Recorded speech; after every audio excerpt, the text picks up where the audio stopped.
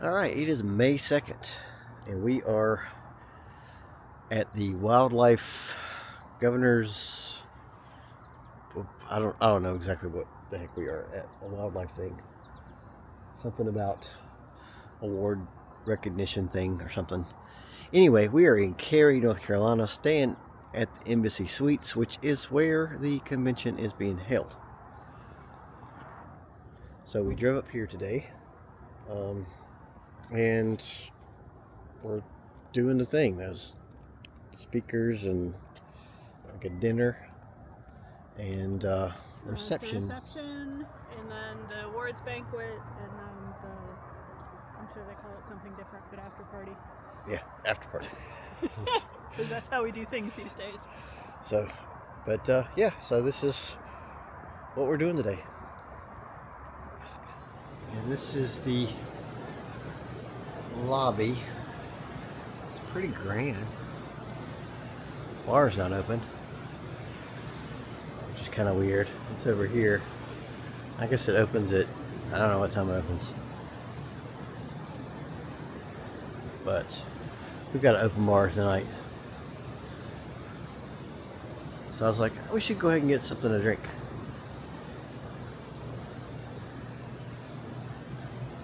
But apparently it's not anything yet. I don't know if it opens at 6 maybe? I'm not sure. Yeah. Yeah, elevators are cool.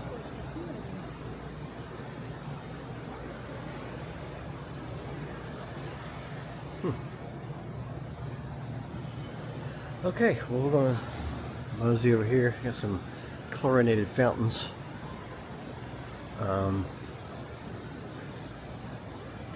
Room's not ready yet.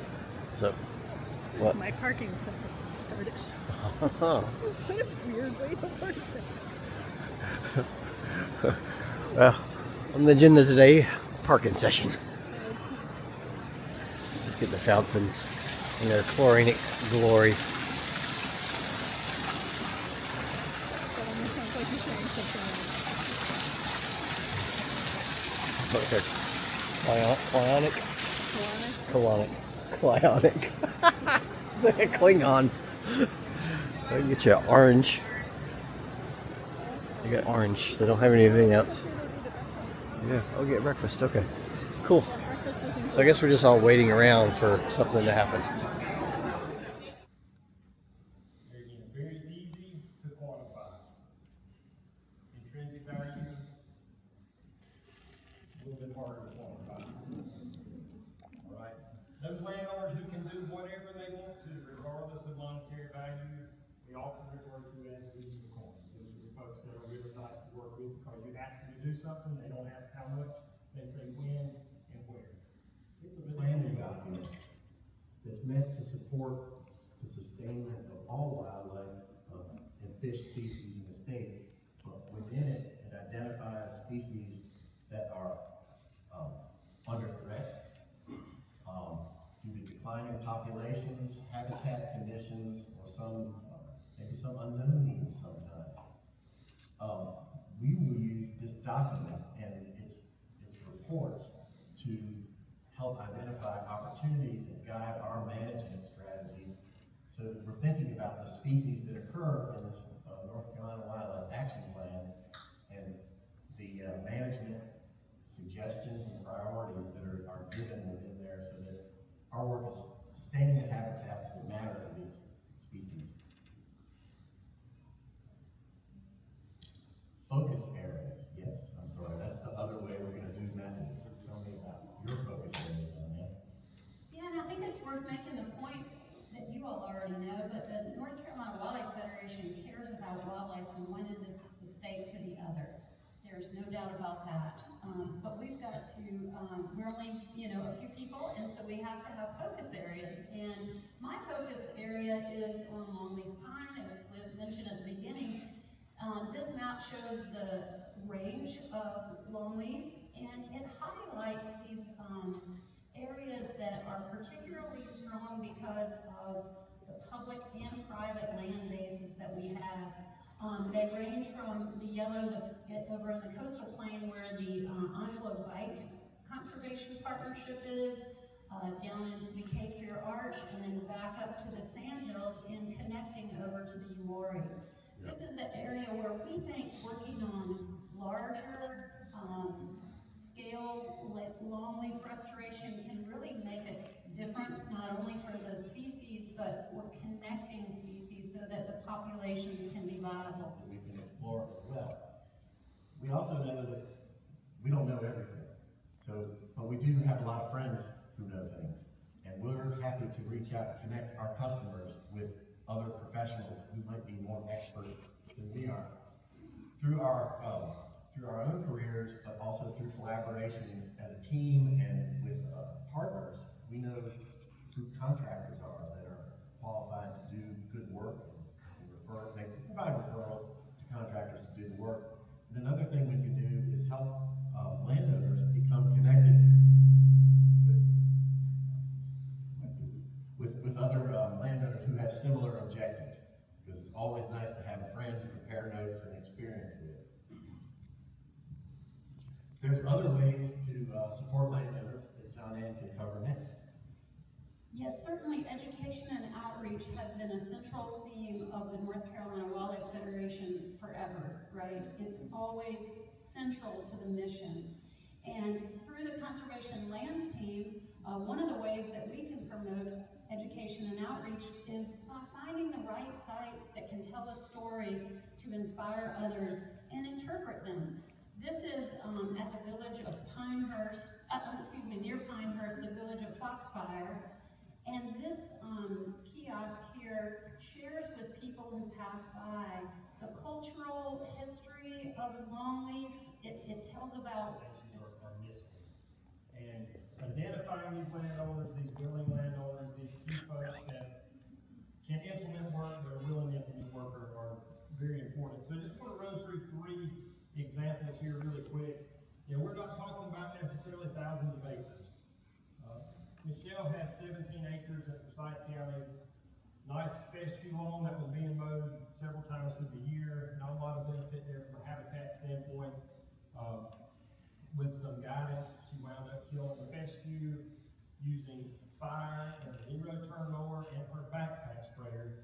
She converted 12 acres of mowed fescue into a very diverse native ecosystem that benefited a huge number of birds and pollinators. So landowners that are willing to put forth the effort, regardless of acreage, are important. Ancestral motivation, what I titled this slide, Randall and Cary Patterson. The family had been on the property for well over 150 years. That'd be cool. Randall wanted to manage it the way that his grandmother had taught him to. So that's what really drove them. There again, they were concerned about taxes, maintaining a revenue stream. Paying for the property is always a very critical and just to finish up, this was a statement that we work on, and I think it's very important to remember what private landowners, whether that be a friend of yours, a chapter member, or you yourself address whenever you're looking at managing your property. When you choose to enhance your property for wildlife habitat, you take risks and forego income. Your payment comes, and that feel good that gets us here. And that's very important to remember. Leaving a legacy for your family, building a place of beauty, and beauty is where? In the eye of the beholder, or whoever pays the taxes on that property. Enjoy recreation, experience, and pride in their land and the wildlife that visit their property. I'll paraphrase that last little bit. So with that,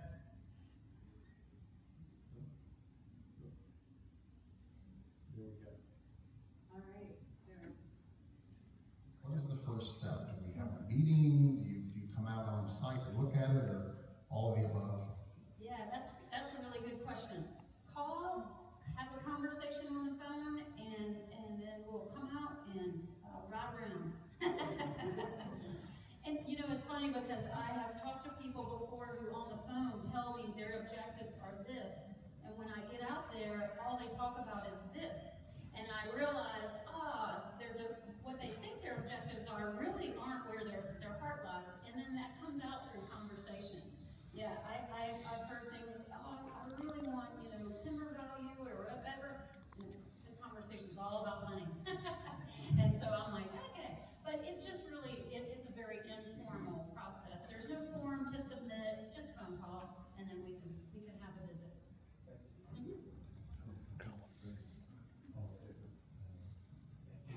Yes, thank you.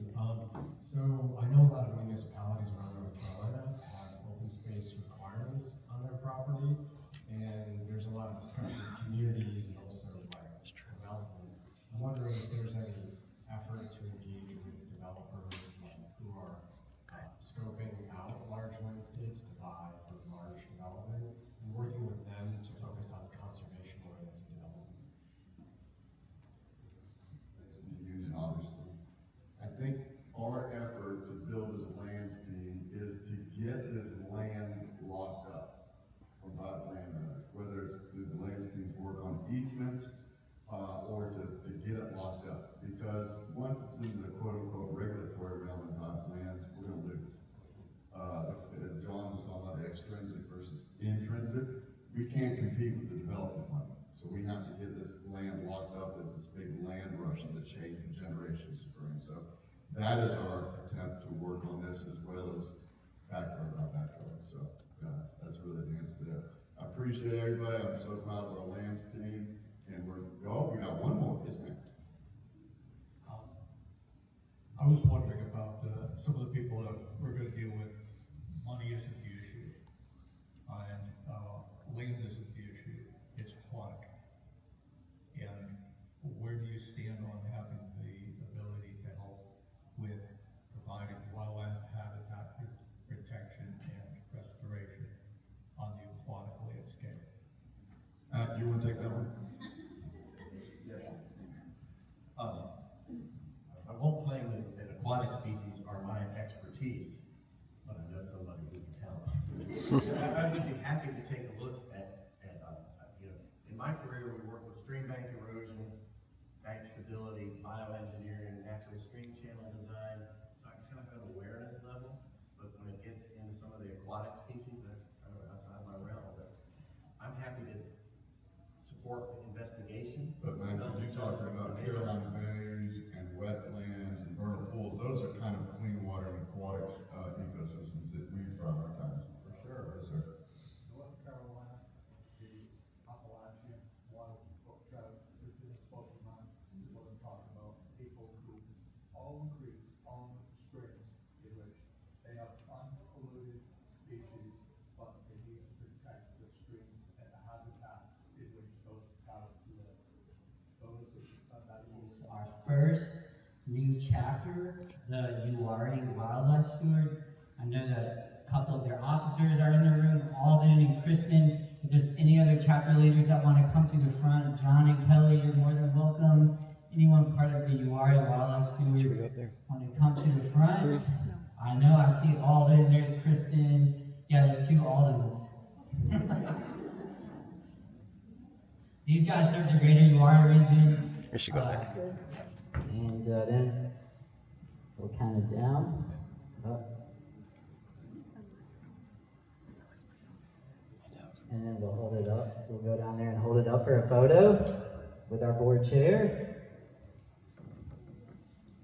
Let's take it down there.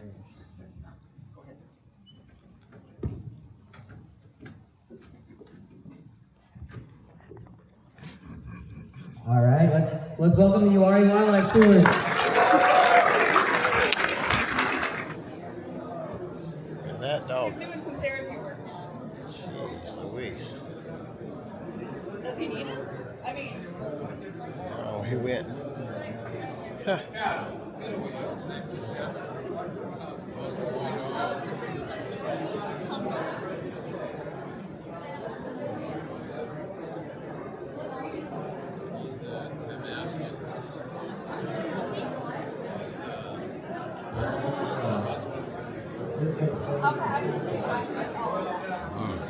Get more fun.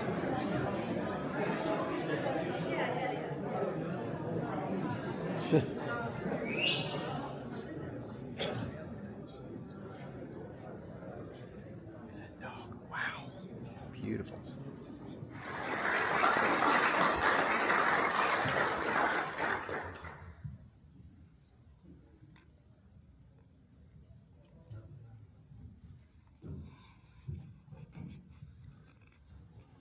That concludes the afternoon's proceedings. I wanted to just do a brief recap. our private lands team, our chapters in their growth, our MOU with Duke, our marine fisheries reform program, and examples of our great board leadership. These things are all positioning North Carolina to deal with and work on the challenges that we face today and will face in the future to protect North Carolina's wildlife resources. Have a good day. You can ride the elevators many times as you want. All right, room's ready. Oh, come on, roll. Oh, no. Yeah, I know. Oh, joy.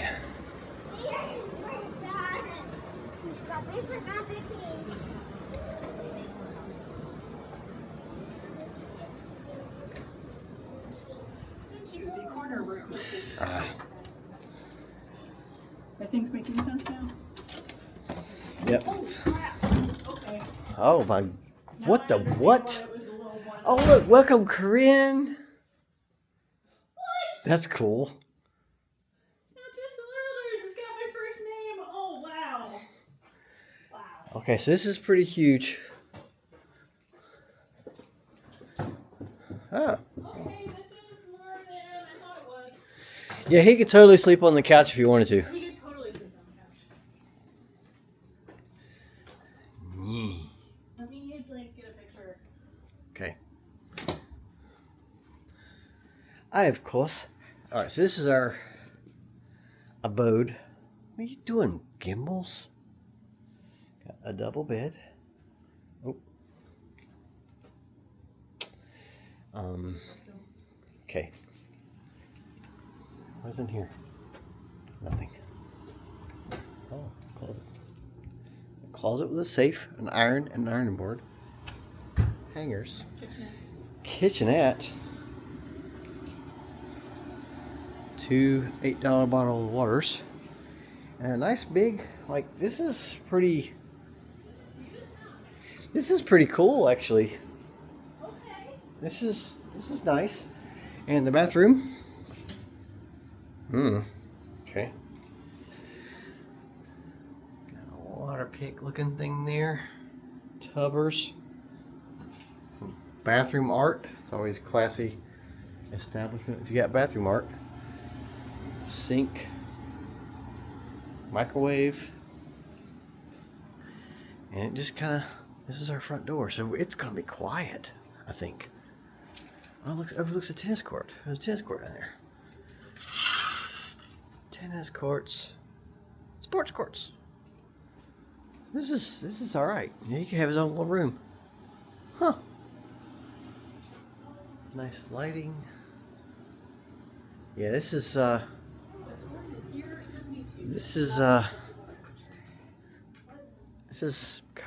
pretty nice. What's our view down here look like? Parking is It's not a bad view. No. Got a lot of piners out there. A couple cars. Sweet. Okay. Nice. The water need the couches there. Yeah. So I'll pull out the couch. Pretty cool little desk. What are you doing, Gibble? Oh, that's fun. Hilton Honors member. Are you a Hilton Honors member? Yeah. From what? I don't know. Pest World, maybe? Pest Pack. Pest Pack. Okay. Marriott because of Pest World, I think. That's right. Okay. When is it not? So there's our roof, and there's food down there. There's the elevators. I mean, it's nice. It seems like a weird spot for a hotel. It's not really close to the airport. I mean, it is, but it's not. It's like a mini commercial hotel. I'm not sure what this is, but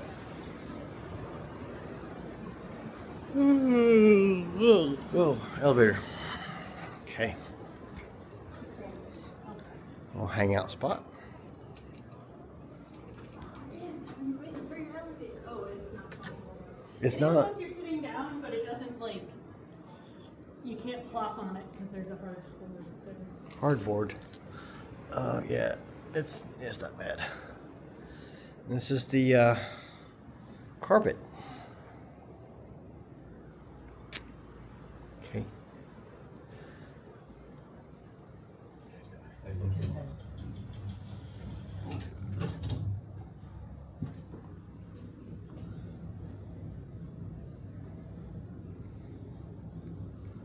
First floor. There's a deer over there too. But I want to touch the bear. Don't touch the I'm bear. not touching the bear. I'm not touching the bear. You don't pet taxidermy. I'm not petting taxidermy. I really want to touch the bear. I'm not touching you. I'm not touching you. Oh wow, look at all this stuff over here. There's a bunch of deer. Yeah, I know.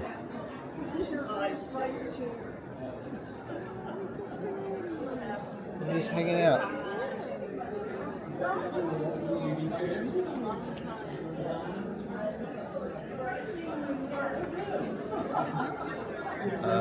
I was gonna say yes. I don't know. I was gonna say caribou, but it's not the right antlers. Why am I without a tile? That's not a bow tie on. Like, did I not do this right? There's guys with ties, but there's also guys without ties. Those guys with bow ties. Well, those are the super cool guys. Conservation Hall of Fame.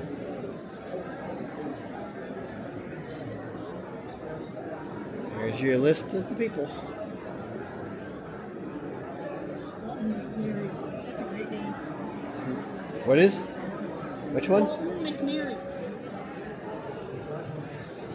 John Runkle. Yeah. No wonder I have my name on a plaque. Catherine Skinner. I like her because she's a her. That's the most recent one on the bottom. Ah. Maybe that's her. It might be. Okay, well, we're gonna go do this thing. Oh my gosh.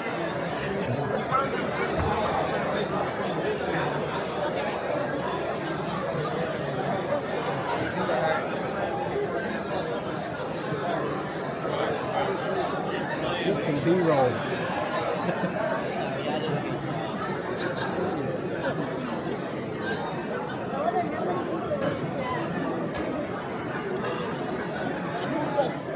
Marine Patrol Officer of the Year, Jonathan Price. Had the honor to meet Jonathan earlier.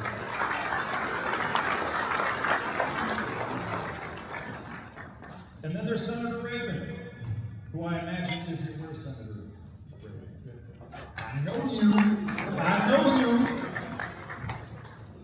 This guy, big award tonight, Conservationist of the Year. Forget that. Conservationist of the Decade. This man has done so much work. And when I served with him, he taught me about this. Because I was in Charlotte. And he goes, all right, you got to understand something. Where we live, this issue is top of mind every day. And he's just been an absolute champ. And the kindest person to me. And it's so good to see you this evening. Last, I'm just going to say this. That first wildlife officer I ever met, who told me that these are our natural resources and you gotta think in generational terms. When he told me that, I was 27. I didn't have kids. Now I've got 3. And the reason that they're going to be able to enjoy these natural resources is because of you and your work, because you saved it for them. If you hadn't, it wouldn't have been there because of the pressure that always exists to take more and to treat these finite resources as if they are fully expendable. The protection and the care and the strategy and the thoughtfulness, all of it is combined to give to the next generation, to give to my kids exactly what we all have. I'm so grateful for that. I'm grateful for you. And you have a partner at NCDOJ. Have a wonderful evening. Good to see you all. Take care.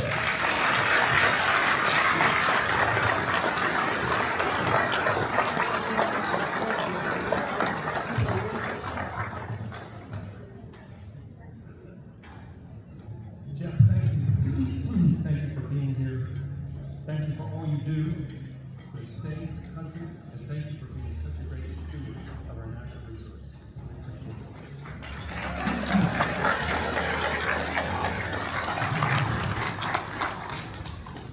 Now I have the pleasure of introducing a good friend, Jeff Michael. Jeff is Deputy Secretary of Natural Resources, North Carolina, managing the North Carolina Zoo, Division of State Parks and Recreation, North Carolina Museum of Natural Sciences, North Carolina friend Jeff Michael. Jeff, thank you for being here. Go ahead. What are you doing, Marvin? Thank you, David. Well, it's great to see so many friends here tonight. And one of our honorees retired. We had a retirement celebration the other night. I think about half the people in this room were together Thursday night for that.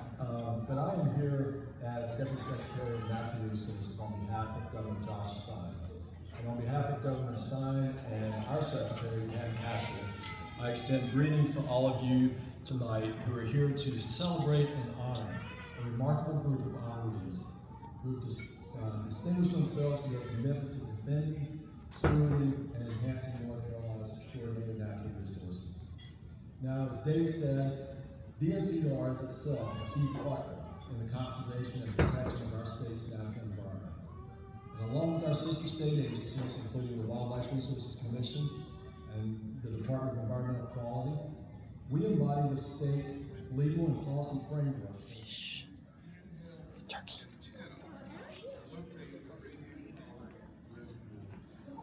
Mushrooms. Turkey. You got the duck. Did you get the donuts? Yeah. No, well, I don't know. Who first? Okay.